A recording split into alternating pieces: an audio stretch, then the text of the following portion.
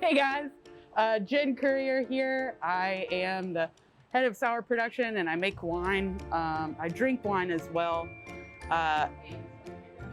Oh my God, I didn't notice. Hey guys, Jen Courier here. I am the head of sour production and I make wine as well as drink wine. And I'll be honest with you, if it were not for COVID, I would probably be hanging out with my friend Nate Smith here. He's our curator of culture. I would probably be hanging out with him at lovely North Myrtle Beach, South Carolina. Woo, Specifically, Captain Archie's, formerly known as Pooh's. It's an incredible spot. Absolutely. Buckets of beer, you know, happy hour, the works. The whole kit and caboodle. We got buckets of beer, we got putt-putt, we got beach drunks, got high rises. I mean, whew, it's making me nostalgic. I thought it might be making you a little bit thirsty. Well, it tends to do that. So why don't you set me up with one of them real good Angel of Darknesses, and I'll sip it with you on this newest beer Portraits. Cha!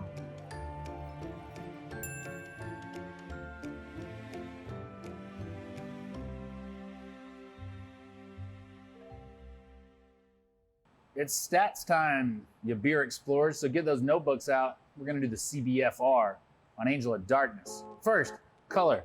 Color is a beautiful dark brown, kind of mahogany with red highlights. It's what I wish my hair looked like. Body on this one is, you know, it's a Wicked Weed sour beer. So that means tart, that means dry, that means effervescent. That's all happening here. Flavor on this one is very much derived from the beautiful ensemble of berries in here. So we have cherries, boysenberries, blackberries, and raspberries. That's true. I got it, I get a gold star. Okay, so you're gonna taste all of these in a really wonderful, complex flavor bouquet with this beer. And I think it goes great with the, tell me about the barrels, Miss Jen. I would love to. I definitely think that they're numero uno when it comes to romance for this beer. So we age this beer in fresh sherry casks. We get those from various places. So sometimes it's Oloroso, sometimes it's Amontillado. We even had some whiskey finishing sherry casks from Colorado last year. So that's a various sherryist collection. It is super precarious situation. So the barrels are always a lot of fun to source. And I think over the past, 7 years, probably only 6 years that we've been making this beer, we've really learned how to work with that type of cooperage really well. They are super challenging, but it also means that we've developed preferences and that now I feel like Angel of Darkness is really gonna hit its stride.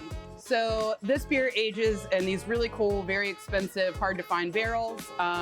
It's also very high ABV. So that ABV, like all of our other sour beer, will fluctuate with each vintage, depending on A, how much evaporation we see in oak, B, the sugar content of all the fruit that we're introducing, and C, just sheer cellaring and fermentation.